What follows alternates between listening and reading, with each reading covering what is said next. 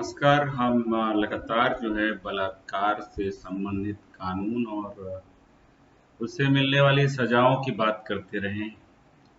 आज जो मैं आपसे बात करने जा रहा हूँ वो बात है बलात्कार के अपराध के लिए कि क्या सजा दी जा सकती है।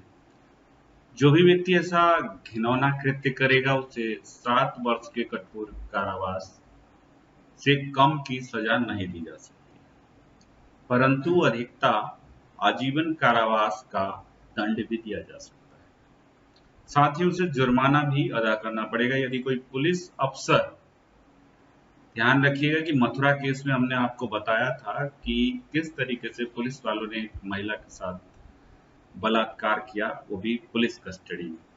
तब से यदि कोई पुलिस अफसर बलात्संग के अपराध के लिए दोषी पाया जाता है तो उसे क्या सजा दी जाएगी। तो पुलिस वालों के लिए भी सजा है। यदि पुलिस अफसर रेप का अपराध करता है तो उस पुलिस थाने की सीमा में वह जहां नियुक्त था, स्टेशन हाउस की परिसीमा में कहिए, या अपनी हिरासत में किसी महिला पर अपने अधीनस्थ पुलिस अधिकारी की हिरासत में महिला का, तब उस अफसर को न्यूनतम 10 वर्ष की सजा मुकर्रर की गई थी। ये मथुरा केस के बाद ही आया था, जैसा कि हमने पहले भी इस बारे में बातचीत की थी। क्या एक सरकारी सेवक की भी रेप के अपराध के दोषी होने पर सजा मिल सकती है? जी हाँ, दंड संहिता संशोधन अधिनियम 2013 धारा 376(2) के तहत यदि कोई सरकारी सेवक, याद रखिए ये हम बात कर रहे हैं सरकारी सेवक के बारे में, तो सरकारी सेवक अपनी हिरासत में अपने अधीनस्थ अधिकारी की हिरासत में किसी महिला के साथ बलात्कार करता है, तब उसे न्यूनतम 10 वर्ष की व अधिकतम आजीवन कारावास की सजा हो सकती है। यहाँ आजीवन कारावास का अभिप्राय है जब तक उसकी मृत्यु ना हो, या जुर्माने की दंड राशि जो है वो उससे ली जा सकती है, या कहिए कि जुर्माने का दंड भी दिया जा सकता है, कुछ भी हो सकता है इन दोनों में से। यदि सशक्त सेना सदस्य जो राज्य या केंद्र सरकार द्वारा किसी भी क्षेत्र में नियुक्त किया जाए, वह उसे क्षेत्र के रेप जैसा घिनौना अपराध करता पाया जाए, तब उसे क्या सजा दी जा सकती है। ये अब बात हो रही है सशक्त सेनाओं की। कोई भी सशक्त सेना से नियुक्त सदस्य जिसमें जल सेना, थल सेना और वायु सेना है, अगर नियुक्त सदस्य सभी आते हैं, किसी भी कानून द्वारा गठित सशक्त सेना का कोई भी सदस्य, चाहे वह पारा मिलिट्री फोर्स हो या राज्य या केंद्र सरकार द्वारा गठित किसी भी प्रकार की सशक्त सेना का सदस्य, यदि इस अपराध के लिए दोषी पाया जाता है तो अधिकतम उससे भी 10 वर्ष के कठोर कारावास की सजा और अधिकतम तो आजीवन कारावास की सजा हो सकती है।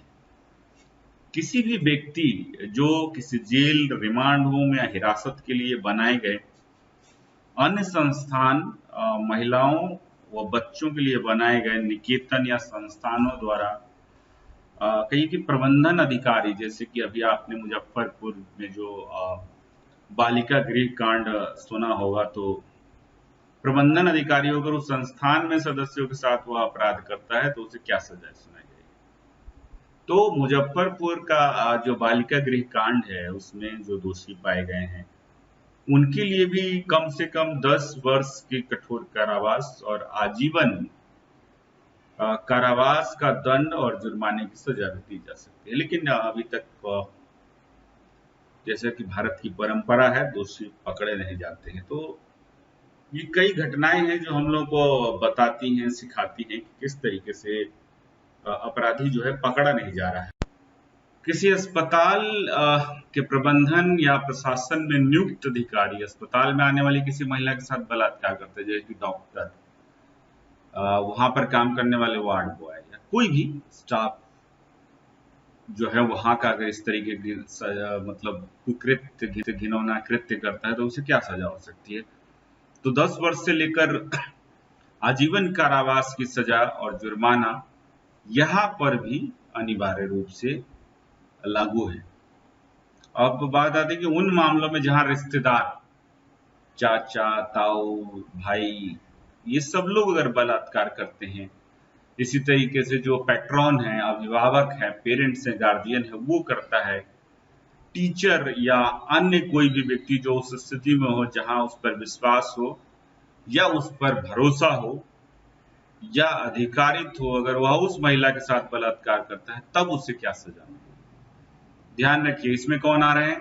रिश्तेदार, संरक्षक, अभिभावक, टीचर, जिन पर भरोसा है। अगर वो भरोसे को तोड़ते हैं और बलात्कार करते हैं तो क्या सजा होगी? इनके लिए भी न्यूनतम 10 वर्ष की कठोरतम सजा है और आजीवन कारावास तथा जुर्माने का दंड है।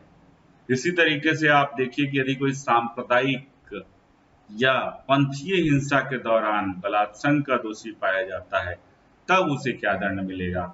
10 वर्ष का कठोर कारावास, जो आजीवन कारावास तक भी हो सकता है। कोई भी अप्रिय घटना घटती है, कोई सांप्रदायिक दंगा फैलता है, उस दौरान अगर कोई बलात्कार करता है तो वहां पर भी उनको न्यूनतम 10 वर्ष की सजा होगी और अधिकतम आजीवन, जो कहिए कि कठोर कारावास की सजा हो सकती है।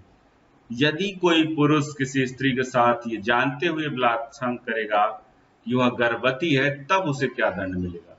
यह जानते हुए कि महिला प्रेग्नेंट है और फिर भी उसके साथ अगर बलात्कार करता है तो क्या होगा?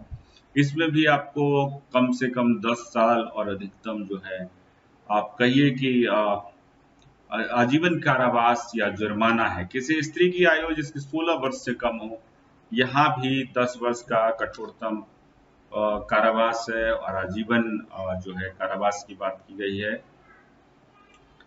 स्त्री जहां अपनी सहमति देने में असमर्थ हो, वहां भी 10 वर्ष का कठोर कारावास जो आजीवन कारावास में बदल जाता है। किसी भी तरीके से ब्लैकमेल करके, उसके ऊपर हथियार रख करके या उसके रिश्तेदार को मारने की धमकी दे करके अगर बलात्कार किया जाता है, तो जी हाँ, ऐसे व्यक्ति को भी न्यूनतम 10 वर्ष का कठोर कारावास होगा और आजीवन जो है उनको कारावास में लिया जाता रहेगा।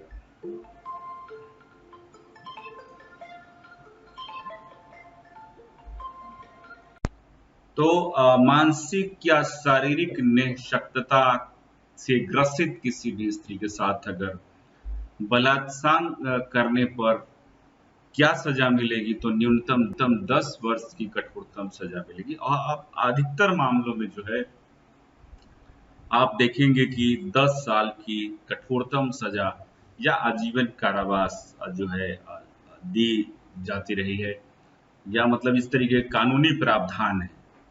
स्त्री के साथ बार बार बलात्कार करने पर भी जो है कठोरतम सजा है 10 वर्ष से कम नहीं होगी।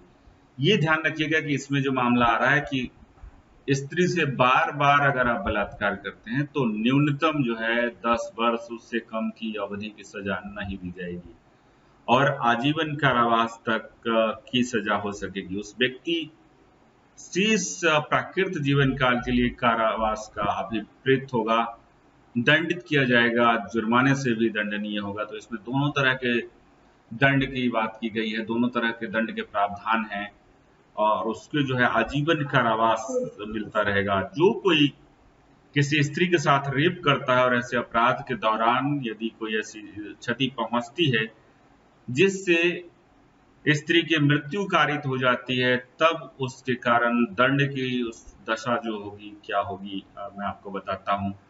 तो धारा 376 की उपधारा 1 या उपधारा 2 के अधीन ऐसे व्यक्ति को 20 वर्ष के कठोर कारावास का दंड जो अधिकतम आजीवन काल के लिए भी हो सकता है और मृत्यु दंड भी हो सकते हैं।